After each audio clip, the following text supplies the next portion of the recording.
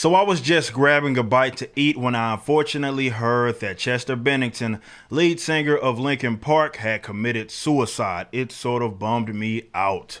This is probably the first time in recent memory that an artist that directly influenced my art had passed away. Though I hate the comparison and it's terribly off-based, Linkin Park is the one band that my band Backwards gets compared to the most. You know, cause everything with rapping and a distorted guitar sounds exactly like Linkin Park. Some of you know that back when I used to do my vocal covers, Linkin Park covers were my most loved covers and the most requested. But this does allow me to sort of take a break from libertarianism and give my thoughts on a subject that people tread rather lightly, and that is suicide. About a year ago, I lost my buddy Alan due to suicide, and it got me thinking rather critically about the subject matter. Now look, there's a million different angles that you can take with this subject. I'm not going to sit and pretend like I know the exact ins and outs of a mind that gets driven to the point of suicide. We've seen the rich and unexpected. We've seen people that seem to have nothing both carry out their own deaths. But I'm also not going to give some generic suicide hotline, it gets better talk either. In fact, I think a huge problem with this subject is the dialogue is rather one-sided. I personally don't advise anybody to go kill themselves, but I also don't have much sympathy for anybody that chooses to do so. In fact, I advise against it, especially if you have kids or other dependents. This is what sort of rubbed me the wrong way about Chester committing suicide. He had 6 kids. I also don't know the extent of the relationship with his kids, but generally speaking, if you lose a parent, you're devastated. And even outside of that, I'm sure he has friends and family that are actually devastated.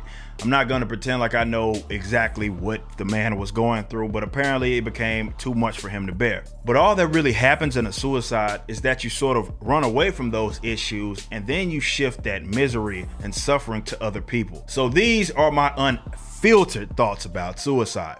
Stop that crap. While I can admire one's ability to endure such hardship, be it depression or whatnot, I just can't give someone props for running away from it. And in all honesty, maybe talking to people, calling some hotline, or being coddled might work for others. It also might not make you feel any better. Some people by default sometimes say that it will get better, but maybe it won't. The issue with that approach is that you're basically leaving your ability to feel good about yourself and your own life, thus controlling your own life, to other people. Of course, there may be external issues that's out of your control, but there is for sure a lot that you can control, and your own happiness does not have to be entirely dependent on others. Life sucks sometimes, bro. I've been through hell, and I'm sure there's others that have been through more or less. Your life is ultimately in your own control. Linkin Park has got a lot of hate because they recently strayed away from their original sounds, and I hope that that wasn't what drove him to suicide, because these fools are gonna hate on you regardless. Hell, they're doing it right now even though he passed. No matter how big you are, these haters gonna still be around, especially when they see you shining. They wish they were in your spot. They want you dead. They want the people around you suffering. They want you suffering. They're losers. So don't give them a victory by offing yourself. And if you do have people to talk to and that's your way of coping with things, go for it.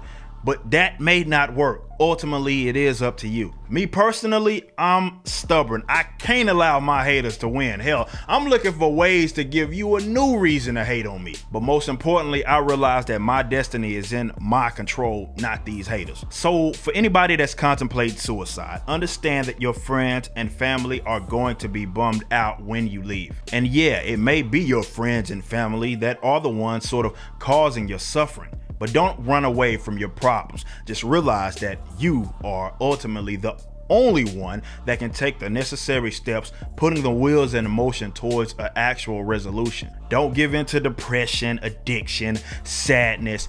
Kick their ass and get right back to the grind. And yeah, they're gonna say that that's easier said than done, but the greatest advancements in human history didn't come without risk or struggle. So screw these haters. Get out there and be great.